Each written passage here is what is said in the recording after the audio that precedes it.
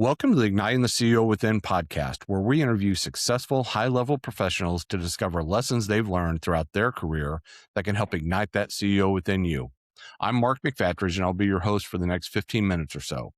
Our show is sponsored by Quaid, a nationwide community of CEOs and entrepreneurs.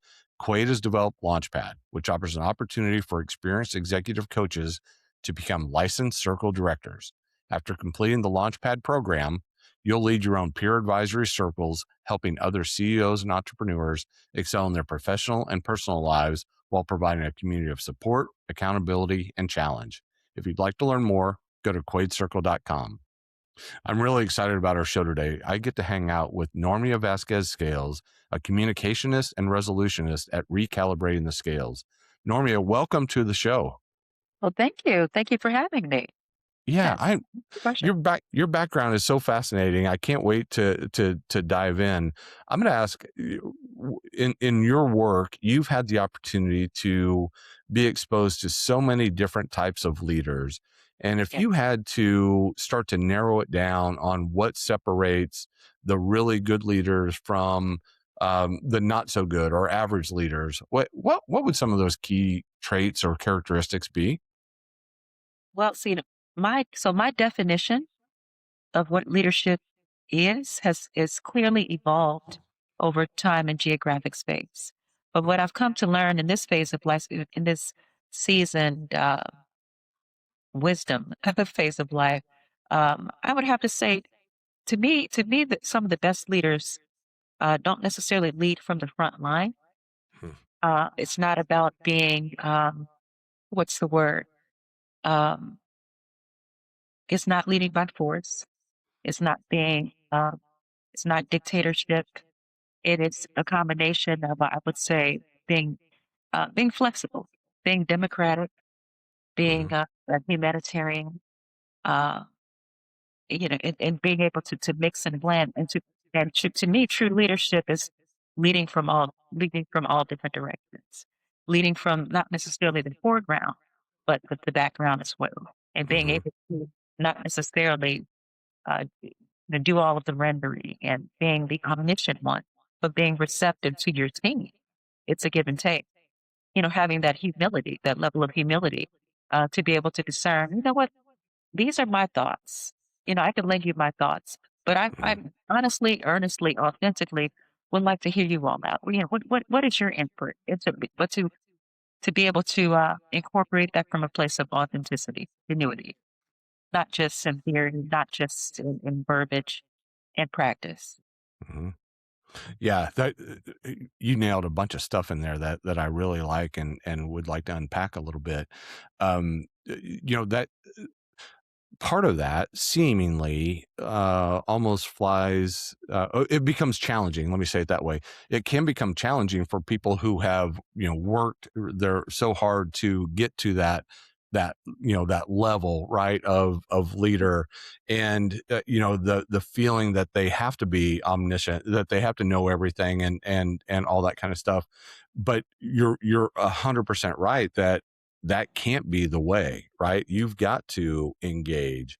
So how do you see that? How do you see those best leaders start to put that in practice? Because it sounds easy to say, but when you start getting ego and you start getting personalities involved and that type of stuff, it's Right. it's it's easier said than done, right? My words exactly. Spot. Uh-huh. Much easier said than done. Uh-huh. It's a weed out process. Some people, what I'm hearing, when the teacher is ready, no, when the student is ready, the teacher will appear. Mm. And for some people, for many people it comes, and for some it doesn't. Mhm. For those that ain't the hens and the haws of the world.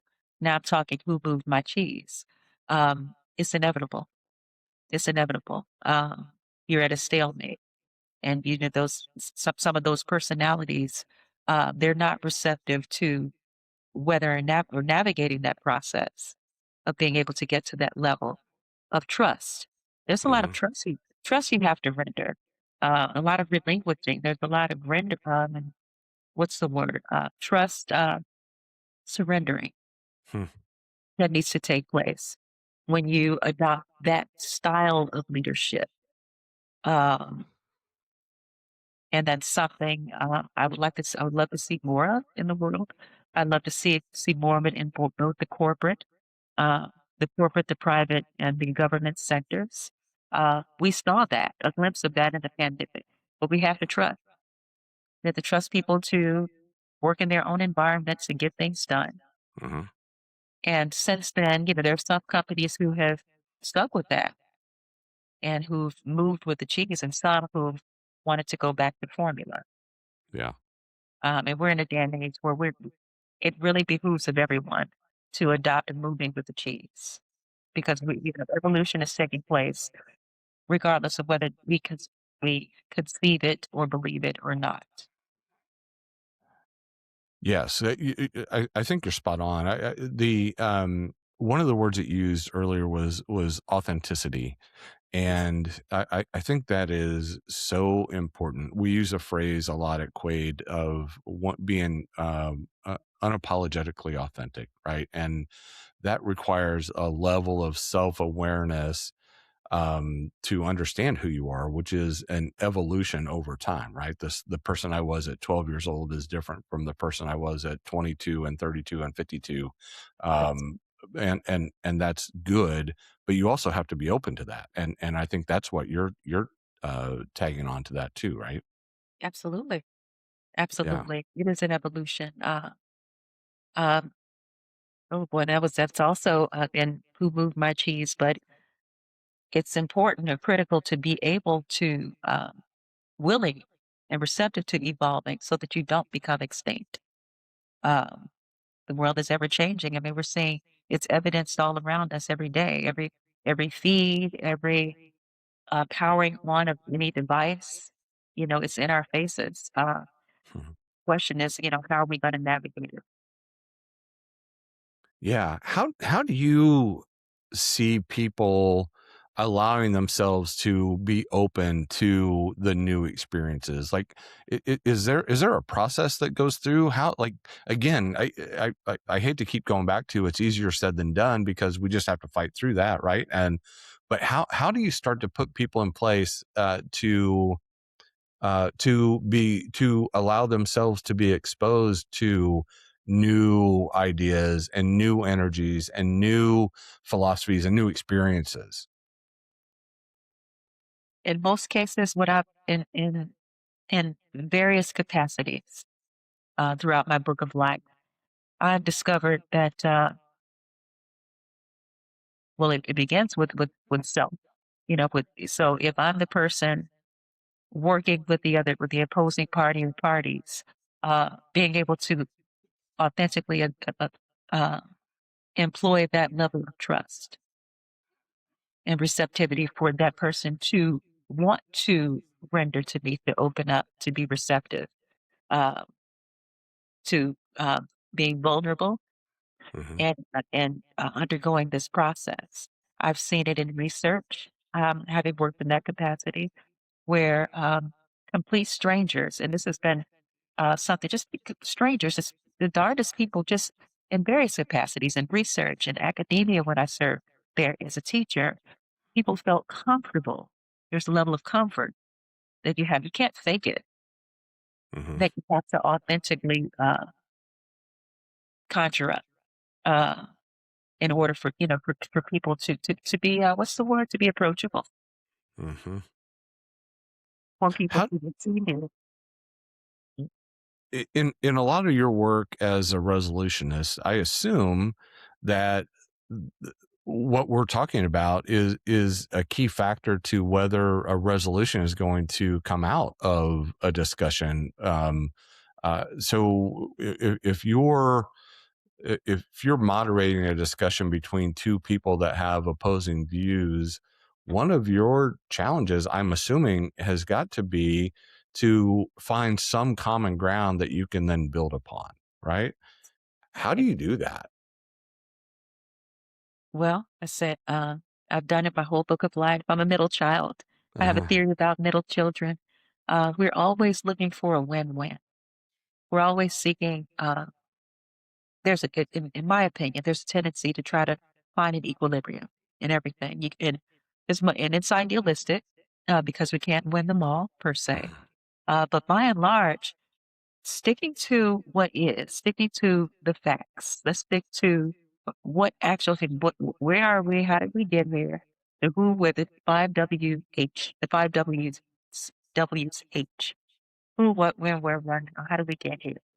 Okay, let's spell that out. And try to, as much as virtually possible. Not as easy as it looks, not as Right. graceful as it sounds, but to try to keep the emotion at bay.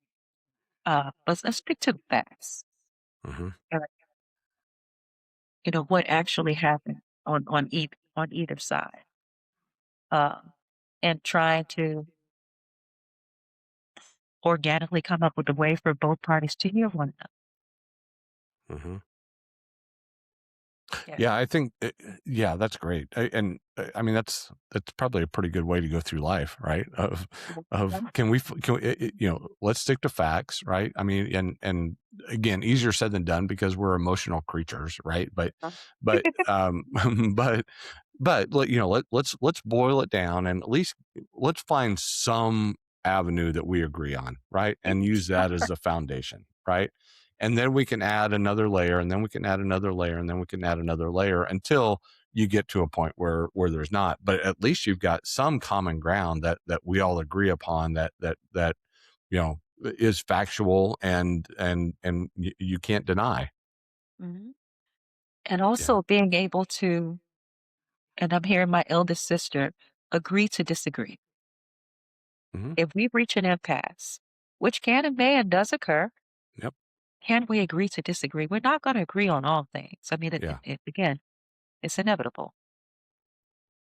Yeah. But Well, having trying to develop, hoping to develop at least some level of maturity to be able mhm. to do that. And the acknowledgement and the respect that's okay, right? You have a background and a history that has built you. I've had mine, and the exposures and experiences that we've had are going to lead us down different views of similar things, and that's okay, right? As long as we're respectful and understand that you have you have the ability to believe what you believe, and I have the ability to believe what I believe, and that's an agreement in and of itself, right? That can build a foundation of trust and respect and Right. success and winning, to use some of your phrases. Oh yeah, I just had a. This was a one-on-one. This is someone in my personal circle just prior to prior to us going online, going live, having to walk back to, because he wanted to fault find, Mm. and this is someone new, someone that would like to get to know me. Um, and he's like, "Well, you're not putting into enough attention." And I'm like, "Hold on, let's walk through this narrative before we go, pointing one finger. We have to be careful with that." You said, "For every one finger that points, there are four, That's right. pointing back at you." But just trying to walk him through. Okay, you have to keep in mind that we've only known one another set length of time, and people we don't all move at the same speed. You're sprinting, and I'm. It's a marathon. It's supposed to be a marathon. Hmm. So, just you can dialing it back. I A lot like of it. that. I like that. This has been a blast. As we start to wrap up, would you do me a favor? Would you share what a typical engagement with you at recalibrating the scales looks like? Number one, and then number two, how can people get a hold of you? So, well, directly by phone, it's one way. Um, I don't know if I should. You can reach me. You reach me at 919-694-3694. Um, via email, text messaging, most urgent. The phone calls and text messaging more so than I would say social media. I'm a much more organic person than by virtue of social media. And you were Great. asking me that first question. and I wanted to make sure that I answered you, that I answered that What appropriately. what would a typical engagement with you look like? Oh, well, let's see. Well, if it were a coaching session, per se. Mhm. If we pull out the wheel, the coaching wheel, let's do some assessing in your different sectors of life. Let's try to GPS track what's out of balance, what's deficient, that being that first step and bringing things back up to code per se. Mhm. So that's a conversation. It's very organic, unscripted. That should be Uh-huh. say. I prefer organic and unscripted, Yeah. and having that level of trust for that person to be able to divulge. I love Yes. it. I love it. Normie, this has been amazing. Thank you for taking some time and hanging out with me this morning. My pleasure. Thank you for having me. Yeah. All This right, has y'all. been We've done it again. We found another amazing leader to share some nuggets of wisdom as you continue along that path of finding that CEO within. As a reminder, Igniting the CEO Within is sponsored by Quaid, a nationwide community of CEOs and entrepreneurs. Quaid has created Launchpad, which provides an opportunity for experienced executive coaches to become licensed circle directors and significantly impact the lives of CEOs and entrepreneurs. To find out more, visit quaidcircle.com. Until next time, keep igniting that CEO within you. I'm Mark McFatridge. Thanks for listening.